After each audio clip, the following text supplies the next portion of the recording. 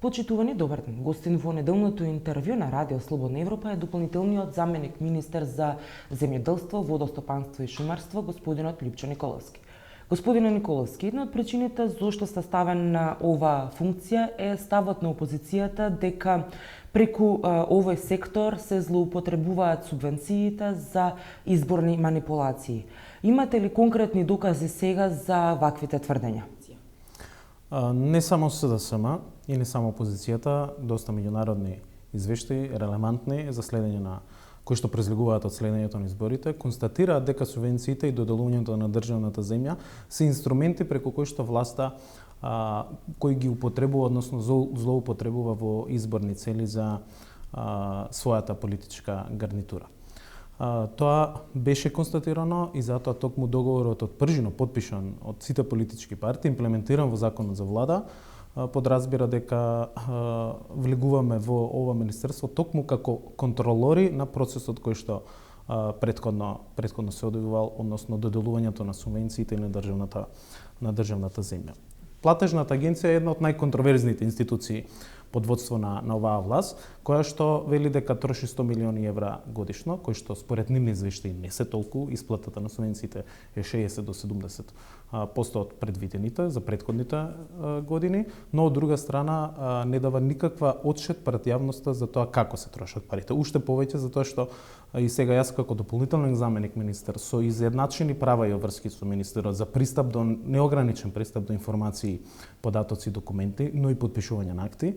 Оваа агенција, односно директорката, има уште поголема одговорност да одговори на нашите барања. Упорно молчат од платежната агенција за сите овие наши барања до нив, дали е за средствата за директна поддршка, за ИПАРД или за рурален развој, немаме одговори. Но од она што може да го дознаеме, од она што е објавено или за кое што ние имаме податоци, доаѓаме до нашите констатации дека луѓе и блиски фирми блиски на власта добиваат субвенции, односно со нашата секојдневна интензивна работа доаѓаме до разобличување на целиот систем на доделување на овие субвенции. Како се доделува земјата на луѓе блиски на власта, не се обработува или се обработува од луѓе на кои што се дава подзакуп, што е кривично дело, а за тоа се земаат субвенции. Тоа е еден организиран систем кој што функционирал во Република Македонија во целиот овој период.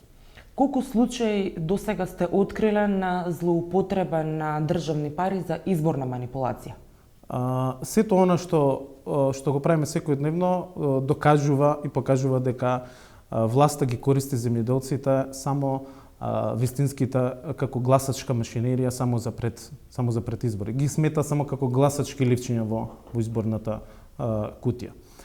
Сето она што го објавувавме во целиот овој период води кон еден таков организиран систем на манипулации. Дали станува збор за тоа како пратеници добивале функционери државна земја? Еве ексклузивно Едмон Темелко, неговиот татко е еден од тие кои што има добиена државна земја во Ресен. Го поставуваме прашањето дали неколкуте договори кои што ги има за доделување на државна земја во 2014 година се резултат на спроведувањето на политиките на власта на злоупотребите во претходниот период, за кое што сега гледаме дека има сериозни обвинувања од специјалното јавно обвинителство за злосторничко здружување за изборни измами.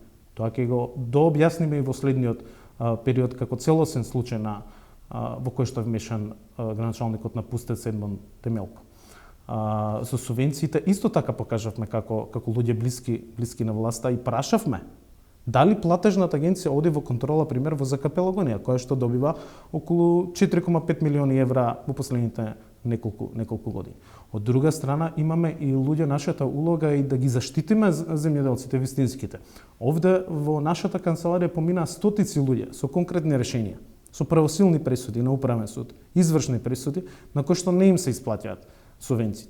Дали не им се исплаќаат субвенциите за тоа што први се задолуваат луѓето блиски на власта кои што воопшто не работат во земјоделието.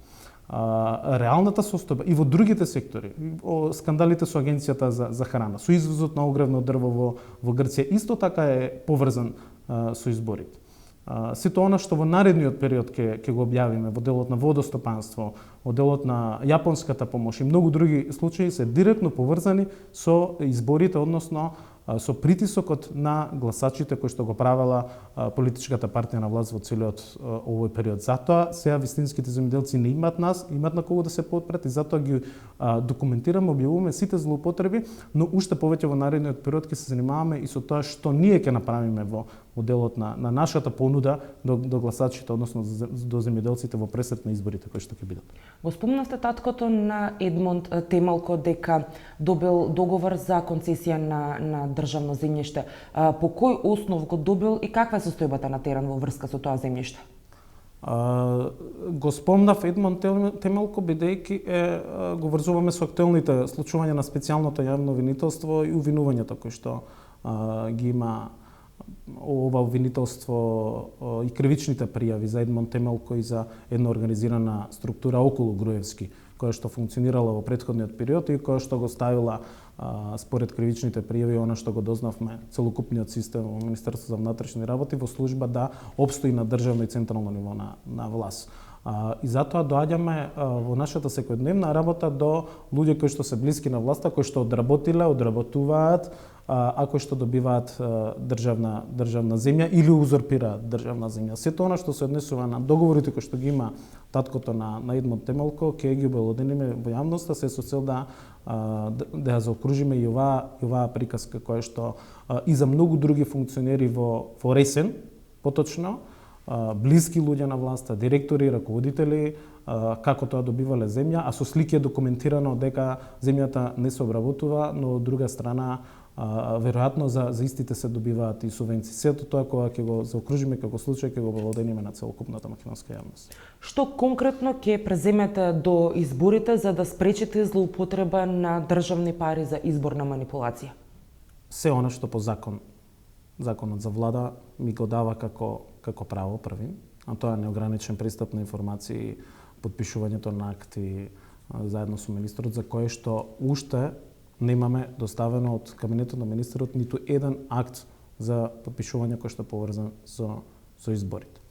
Ќе инсистираме на исполнување на сите обврски од законот за влада, ќе ги користиме сите други механизми, како што се соработката со Министерството за внатрешни работи, со обвинителствата во Македонија, покренување на сите случаи и користење на сите законски инструменти, се со цел да народот, граѓаните знаат како биле трошени средствата во претходниот период, како овие милиони евра биле трошени пари на граѓаните, и со вклучително со објавување на сите материјали, документи до кои што доаѓаме, со кои што се демистифицира вистината за ова министерство. Исто како што трошеле 600 милиони евра за споменици, скулптури и реклами, како што 20 милиони евра трошат за плаќање на владините телевизии, и во тој дел откривме неколку работи преку кои што гледаме дека и преку ова министерство пари одат и до медиумите во Македонија кои што одработуваат за власт.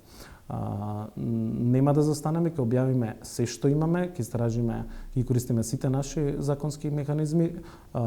Тука е механизмот и на правото на вето на сите работи кои што ќе во следниот период ќе произлезат, а се поврзани со изборите, дали е со доделување на државна земја или субвенции, но сите злоупотреби за кои што се сумневаме, за сите злоупотреби ќе ги искористиме сите механизми законски кои што ни стојат на располагање. На какви све препреки наидувате, освен блокадата на пристап до информации? Тоа се клучните препреки за кои што говориме, една тотална затвореност и на самата институција кога зборам, мислејќи на министерот. Имавме неколку средби после кои што немаме комуникација. Имавме проблеми во делот на вработувањето на моите луѓе кои што се дел од кабинетот. Тие беа пријавени пред половина месец, беа преземени од другите институции за сите оние, за да ни се овозможи еден нормален тек на работата. Одредени сектори, раководители на сектори ни ги доставуваат, одговараат на барањата, еден друг дел на сектори не одговараат на нашите барања, и тука ќе ги преземеме сите постапки, механизми, законски можности кои што ни стојат на располагање, но сакам да порачам дека нема препрека која што може да ја измислат и која што може да не ја направат во целиот овој период за да ја блокираат нашата работа. Има и честни професионални луѓе кои што одговараат пред законите на оваа држава и кои што без разлика на која функција се во рамки на Министерството, соработуваат со нас и ни ги даваат потребните информации, податоци, кои што со закон имаат порочен право и обврска да ни ги доставуваат. Ви благодарам за разговорот. Благодарам и на вас за поканата и за учество. Вам, почитувани, благодарам што го следевте неделното интервју на Радио Слободна Европа. До гледање.